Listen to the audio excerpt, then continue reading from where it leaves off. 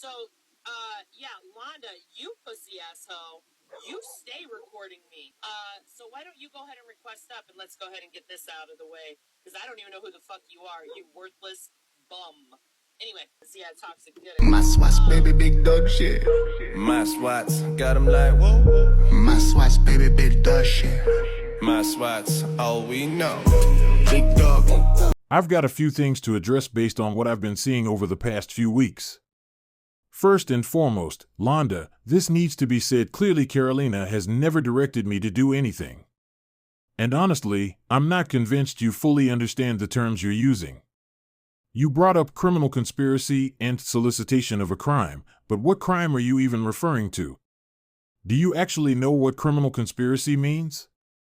It's an agreement between two or more people to commit an unlawful act. The crime is the agreement itself, not just the act. Right now, it feels like you're just throwing legal terms together and hoping something sticks. Let me be very clear, like I've told others before, be careful about loosely accusing people of crimes or implying legal consequences over TikTok. That's not something to play with, especially when you don't seem to fully understand the language you're using. A legal setting is not where you want to test that. Now let's shift gears a bit. So I'm going to give a disclaimer before I start this video. This message that was sent to our Uncle Dean, the Dean who we all respect, the Dean who we all care about, and the Dean who fights alongside us and is a perfect example of an ally and what an ally should be. Also, I just want to put this in there too. You are sitting here as a non-black person telling a black person what they should do, who they should be around, how they should run their shit, and overall policing what he wants to do in his lives and his spaces and who he wants there versus who he doesn't. If you ask me, that's hella racist. Because why are you trying to tell him what to do as if he can't make his own decisions and if he can't think for himself? I also want to address the situation with Dean. A lot of the same people who are loudly declaring they love him so much are the same ones who I have recorded talking shit about him. So there's that. The issue isn't what you say about Dean, it's how you treat him. It's how comfortable you are expressing anti-black views around him, and how often he's reduced to a token and tokenized. That behavior says far more about how you actually feel than any public declarations of support. Now this part, I found extremely interesting. So go ahead and continue this bullshit of your anti-native narrative that is very telling of speaking about your community, the community you're supposed to care about, the people that you are supposed to care about. And you're turning your back on that. All because you're taking BBC. All because you're taking BBC. Now why would you say that, Kiki? This is why you get called anti-black. You're essentially trying to brand her a traitor for being with a black man. Meanwhile, the same people pushing that narrative have no problem praising whiteness, uplifting interracial relationships involving white partners, and encouraging proximity to whiteness in every other context. I mean, that's cool. Do whatever you want. But it just says a lot. I have another question. Can anyone clearly explain how white allies are supposed to help the Native community?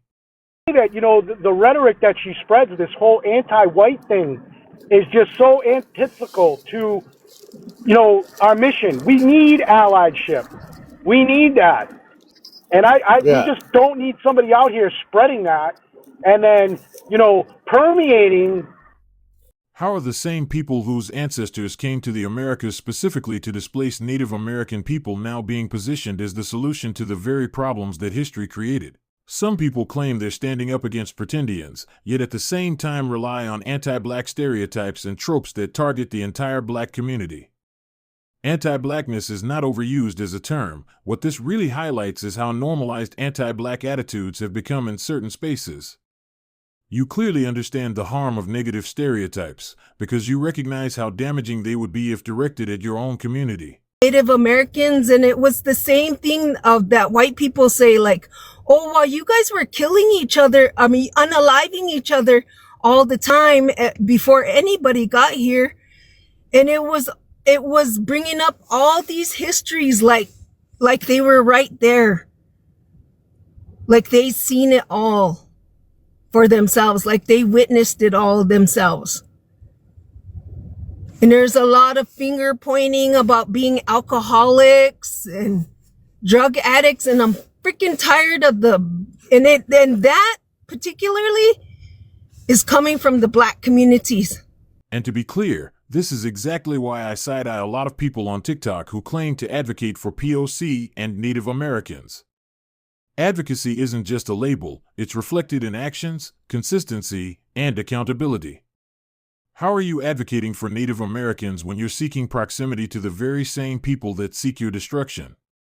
As we speak, the European Americans are trying to find ways to get rid of Native Americans permanently, and all you can think about is how much you hate Black people.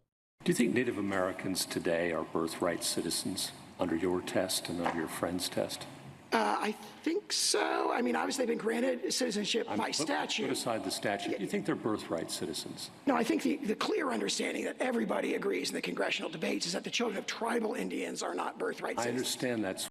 Y'all need to get your priorities together. You can't use the Black pretendians as an excuse for your confirmation bias. Black and brown unity is needed for both communities to survive the onslaught of terror that is being had on both communities.